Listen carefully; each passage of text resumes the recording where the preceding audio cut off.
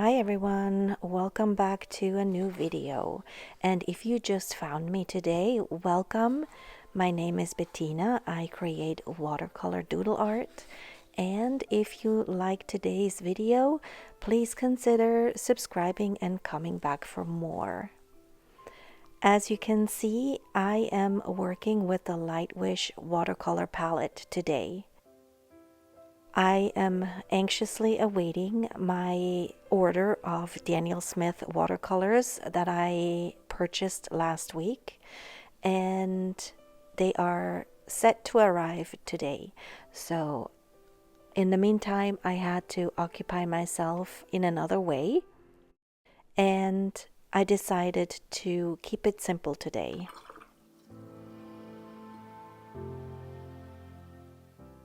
I wasn't quite sure which colors I was going to use, but I knew I wanted to use the turquoise colors.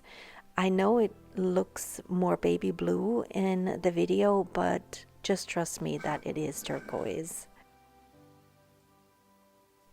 I also wanted to continue with the simple theme, so the idea for today is to just use ribbons. And because I liked that thin gold line in the previous two videos so much, I decided to bring that one back. But beyond that, I didn't really know what else I was going to do with the end result. I also want to practice using watercolors a little bit more mindful, meaning previously, I have just put down water and then put down the watercolors and let them mingle together and see what kind of background it would give me. But I'm feeling a little bit more intentional these days. I kind of want to see what else I can do with watercolors. And I have seen people draw these shapes and then taking off the watercolor and create kind of a almost see-through element, if you will. And because these watercolors don't granulate, I don't feel like I am taking that granulation away when I do that. So in a way, these watercolors work perfectly for what I'm trying to achieve. I also want to create kind of an ombre look, so I'm starting with a lighter color and then I'm getting gradually darker as I go along. So I continue with the ribbons and then going back in with the fine liner brush to create that very fine gold line. It is kind of a tedious process because I have to wait for each layer to dry fully before I can continue. So I got a little impatient and I did take the hairdryer to it just to speed up that drying process. Because I didn't know exactly how many ribbons I was going to end up with and I didn't want to spend that much time on it, I just decided to speed up the process that way a little bit. I am not going to show you every single ribbon that I did in full because it just takes forever, and I really wanted this a quick and easy video for today. So you will see me speed up or speed through some of these ribbons in between, but just know that it took a long time.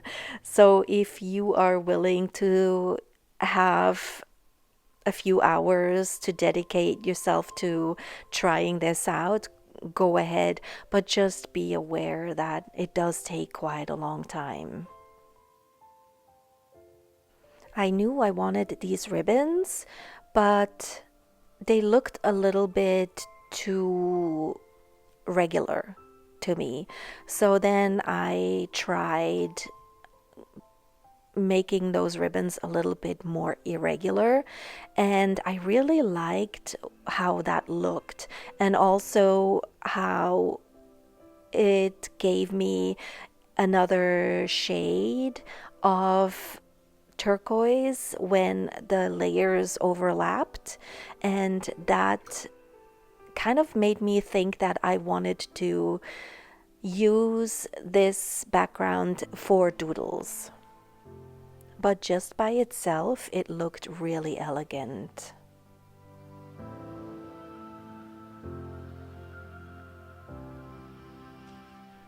So the way I do it is I put down the colors and then I rinse my brush and then I come back in. I do dab it on a piece of paper towel or just a towel next to me. I dab some of the water off and then I go back in and I take some of the color back off. I am not showing all of those steps, but that is what's happening off screen. The more I worked on it and the more I had time to think about my next move, the bolder I got. So now I am not wanting to have those ribbons touch everywhere. And again, that just invites for more doodles to arrive later on, because now I have these negative spaces that I can potentially either fill with doodles or leave white for more contrast. With each ribbon that I paint, I am adding more color to my well so that with every pass that I make, the colors get darker and darker.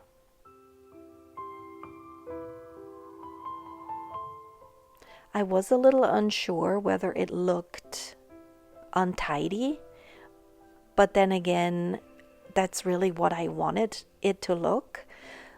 But because it's something that I've never done, I always feel a little bit unsure in the beginning if that's really what I wanted to achieve, and that's what I wanted it to look.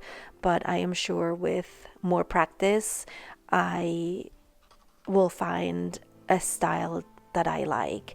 I can also see myself doing this with the granulating watercolors and keeping it to a simple palette like I do here, but then really work with the granulation. So I am really looking forward to getting these colors so I can test it out. Because these colors they're kind of flat. They worked really well for this, but I also really love the granulating colors because there's so much depth that those give me. So we'll see.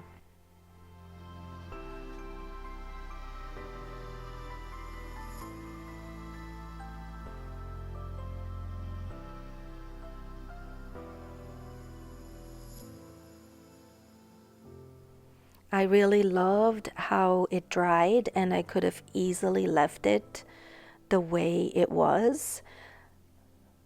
But because it was something new and doodles are something that I'm familiar with, I wanted to treat this as a background for fun doodles to put down.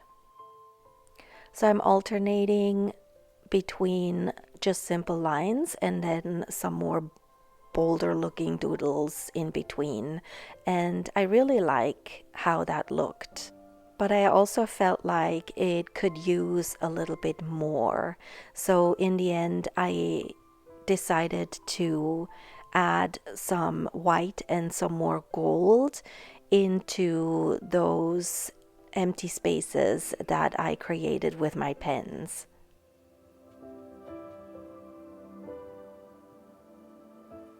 Of course, if you want to try this for yourself, which I highly encourage you to do, because in the end I did enjoy the process of figuring out where I can put my doodles and which parts to leave empty. You can just put any kind of doodles. For me, I really enjoy the ones that I'm doing here lately, so that's what I chose to put down.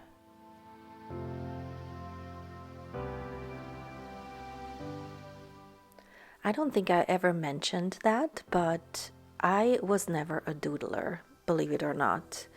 I only started doodling a couple years ago when I started picking up my watercolors again and tried to get back into the groove of things. And with the help of YouTube and probably Instagram, I have found doodling, which sounds crazy because I know a lot of people doodle. They doodle when they are on the phone or when they're, thinking or just for relaxing purposes. I was never that type. Isn't that wild?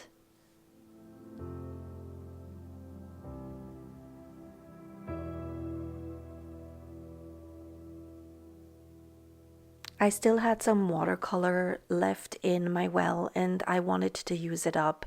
And because that bottom of the painting felt a little empty, I decided to just add some shapes that would hopefully match the rest of the painting. I don't necessarily think it works, and I probably could have added some more somewhere else to tie it all in, but my paintings are not going to end up in a museum or anything, so I think I'm going to be okay with my decision.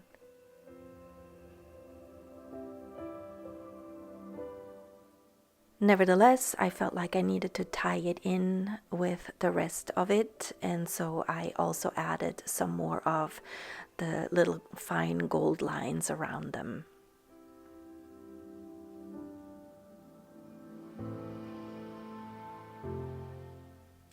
I am just playing and experimenting and, trying out a different style and a different way of painting. I feel I go in and out of these seasons, and I have stuck with one style for quite a long time, I feel. And when that happens, I crave to break free from that certain style and want to do something else. So I hope you all are here for the ride and are willing to stick around and see what else I can come up with in the future. I mentioned before that I wanted to add a little bit more interest into this painting, and so I tried my white pen to fill in those spaces, but then I decided to use the acrylic paints instead. And then I added some more gold, and then I also added some more darker spaces with my black pen, and I really like how it turned out. The white pen worked much better just doing lines, even though I did struggle a little bit in the beginning there, but that's purely because I haven't used it in a while. This white pen is actually one of my favorites. So while I will be listing all of my supplies down below in the description box, I will definitely also be talking about this pen in my future video where I will go over all of my favorite art supplies. And while I'm ready to start exploring new watercolor techniques, I am definitely not quite ready to do away with my dots. So here we are finishing up my piece and adding some of those dots.